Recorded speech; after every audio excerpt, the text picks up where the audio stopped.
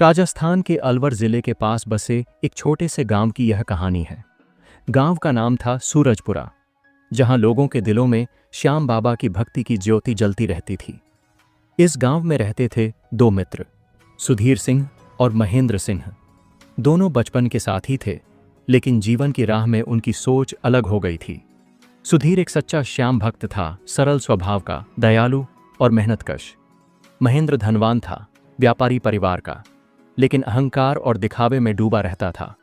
सुधीर की पत्नी गीता एक आदर्श गृहिणी थी, श्याम बाबा में अटूट श्रद्धा रखने वाली। उनकी कोई संतान नहीं थी, जो उनके जीवन का सबसे बड़ा दुख था। महेंद्र की पत्नी प्रिया शहरी तौर तरीकों में ढली हुई थी और धर्म कर्म को पुराने जमाने की बात मानती थी।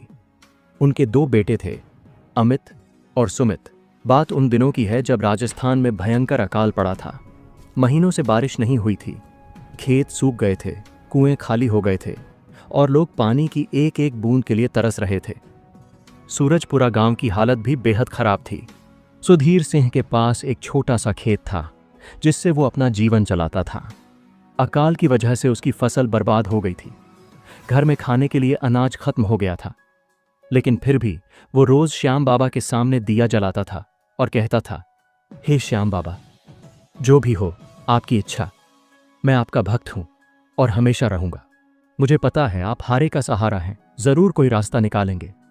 दूसरी तरफ महेंद्र सिंह के पास अनाज के गोदाम भरे हुए थे। वो पिछले साल अच्छी फसल देखकर अनाज खरीद कर रख लिया था। अकाल में वो मोटे दामों पर अनाज बेच रहा था और मुनाफा कमा रहा था। एक दिन सुधीर हिम्मत करके महेंद्र के घर गया। उसने विनम्रता से कहा, मित्र महेंद्र, हमारे बचपन की दोस्ती के नाते मुझे थोड़ा सा अनाज दे दो। घर में 3 दिन से कुछ नहीं बना है। मैं कुछ महीने बाद तुम्हें वापस कर दूंगा। महेंद्र ने तिरस्कार भरी नजरों से देखा और कहा, देखो सुधीर, यह व्यापार है, दोस्ती नहीं। तुम्हारे पास पैसे हैं तो अनाज ले जाओ, वरना अपने श्याम बाबा से मांगो। वैसे भी तुम हमेशा कहते हो कि श्याम बाबा हारे का सहारा है। अब देखते हैं कि तुम्हारे बाबा तुम्हारी कैसे मदद करते हैं। सुधीर मन ही मन बहुत दुखी हुआ, लेकिन उसने कुछ नहीं कहा। वो चुपचाप घर लौट आया।